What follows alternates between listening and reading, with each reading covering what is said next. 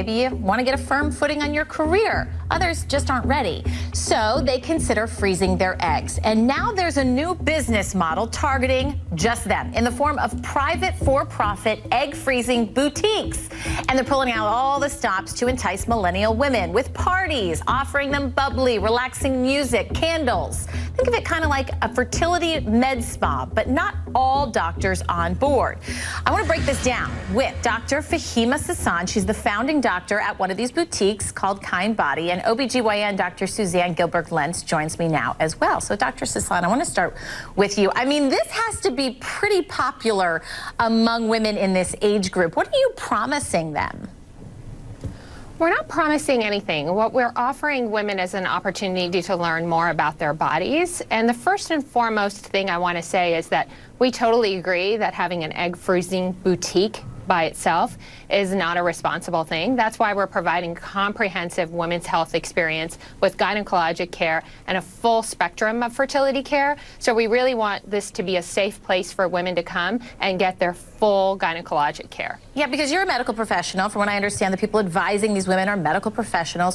How are you, though, regulated, and how is it different than a traditional clinic? Because in my research, I couldn't find that. The key and the difference is the quality of care we provide and the attention to the individual. Otherwise, it is exactly the same as a traditional practice in that our chief medical officer is Lynn Westphal, who was at Stanford University for over 2 decades. We have fully board certified OBGYNs. We report to the American Society for Reproductive Medicine. So in every sense of the word, we are as comprehensive and as full spectrum as any fertility center. And I would argue that at Kind Body, we're going the extra mile by also providing gynecologic care and mental health and nutrition. Dr. Gilbert-Lentz, I want to go to you and actually give you the mic. I know you voiced some concerns about this. What would you ask Dr. Sassan? Go ahead. Well, I'm really glad to hear that they are following more of a medical model, because I think what's been put out there is, with a lot of these egg freezing startups, is sort of a direct-to-consumer model. And what they're doing right is they are making themselves more accessible and friendly to women. But my concerns are around sort of the fear-based marketing that is being used in sort of a subtle way. Some of the startups that I've read about are doing things like providing free services to influencers who are then, leveraging their influencer status and having an impact on people. And my concerns have been about marketing versus medical care. We have a lot to learn from the marketing model, because we do need to be more friendly and more open to what women really need and want, and to support their empowerment fully. However, we have taken a Hippocratic oath, and we need to provide the highest quality medical care. If we're looking at egg freezing in terms of quantity and not quality, that's going to be a massive issue. We need to be providing informed consent. This is what we do in medicine. So egg freezing to live birth. Is there data that's going to be published? What happens when this amazing model gets sold, merged with another company? What's going to happen to the eggs and to the medical care? I think it's just kind of the Wild West. There's a lot of really cool, beautiful stuff going on here, but we need to keep it clean, scientific, and ethical. Well, let me just pluck out two of those big questions, Dr. Sassan, for you to answer. First of all, do you have any success rate that you can point to, any babies to show for your services quite yet? And also, what does happen if your for-profit company, which I'm sure your Wall Street investors are hoping, sells? What happens to the eggs that are frozen?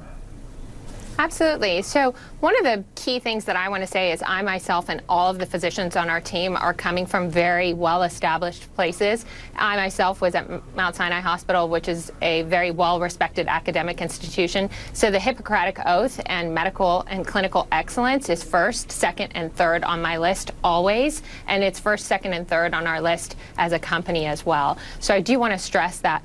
But the key when we talk about what Kind Body wants to provide is we just want to improve access. So I think that it's unfair to these educated women to say that by allowing them to know about their options, by telling them that, hey, egg freezing is something that exists, by allowing women to come in to have fertility assessments, is somehow fear-mongering. Because then, in that case, you're saying that women aren't smart enough to learn more about their bodies. I'm not saying that, and I didn't say that. I talk about this all day, every day in my office. I'm just saying that when you have an influencer who has had the services provided for free out there influencing, because of course that's their job, and when we also tell and support the narrative that women are important for their fertility only, and that you better get your eggs frozen now because you may not be fertile, we need to be very careful with that information. I don't think that there's anything wrong in what I'm saying, and I'm not criticizing you directly either. Like I just said, I think there are a lot of things you guys are doing right. But I have a lot of concerns and questions about taking something that is about our bodies and commodifying it. And then that's also, a I just concern want to that I get have those as two a questions woman, answered. a mother, and a physician. And I want to get those two questions answered, Dr. Sasan. I mean, do you have any evidence, any success rate to point to your services? Sure. So our company launched in August, so it'd be absolutely physically impossible for us to have success rates. However, all of the members of our team, including our chief medical officer, myself, all of our REIs, our embryologists, are all very experienced experts in the team, and so we can extrapolate from their expertise. But it would be physically and medically impossible for us to have a success rate to share with you. But starting from our very first patient, we are reporting to SART and the Centers for Disease Control. And I just want to specify that to date, and I can guarantee to you that there's not been a single person who's gotten any services for free at KindBody for Is it a discount? Is that correct? Is it a discount for the influencers? Is that correct? We do have some discounts, but we're certainly not offering the service for free. And the people who are going out, they're just sharing their experience. We're not asking them to say anything above and beyond that. And what about if your company sells? What happens to the eggs? So if our company sells, the key is that the eggs and the storage, and these are all very clearly outlined in consent forms that patients sign, would always be safe in that if our company sells, we would then secure that the cell would then pass on to another company that would have the same standards that are above and beyond traditional standards to make sure that those eggs are safe. First and foremost, we're in the medical business and we're in the healthcare business, and so those things would be paramount to us in importance. And to the other side, at a traditional fertility clinic, there are a lot of paperwork that you have to fill out and a lot of lines to sign. Do you sign away a lot of your rights, Dr. Gilbert-Lenz, when you're dealing with egg freezing, no matter where you go?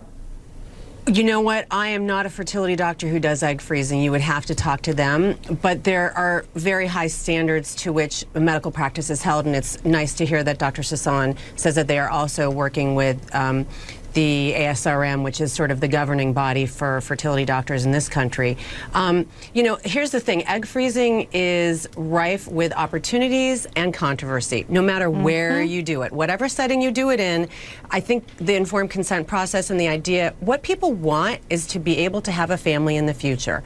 That is what people want. There's no guarantee of that, even if you freeze eggs. And this is a very complex topic that hits on so many important areas, and I just want to make sure that women are really informed. That's I think Dr. Sasan and I are apparently on the same page in that arena. We really want what's best for women. Yeah. And as female physicians, we have a different perspective on this as well. But I just think mixing business and medicine it can get messy. Well, and That's I all think I'm you bring saying. up some interesting points. Both of you ladies, thank you so much for joining me. And if you want to know my take, here's the simple truth when it comes down to it. Ladies, do your homework. Do you remember the freezer failure at that Ohio fertility clinic? And it was a legit one at that. 4,000 frozen eggs and embryos just completely gone, lost. Some families filed a class action lawsuit against the clinic, but whether they'll be held liable for the loss is going to play out in court.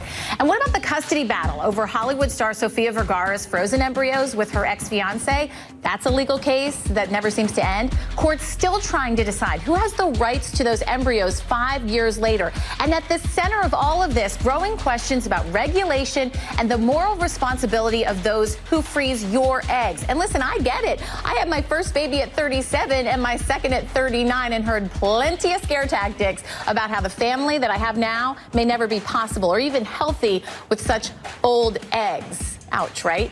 I mean, this is important business. Could my career cost me my future family? Many women ask themselves this. But it's that fear, not just at boutiques, but some women experience at renowned fertility clinics, that feeds into something that is ultimately at times out of our control. How many friends of yours did IVF only to get pregnant naturally the next time? A lot of infertility cannot always be explained. So make the decision that's right for you, but make the decision informed. Ask the right questions. What happens if your for-profit business sells? What's your success rate? What happens if the freezer fails? Because we know it happens. And don't forget to ask those questions sober. That's the simple truth.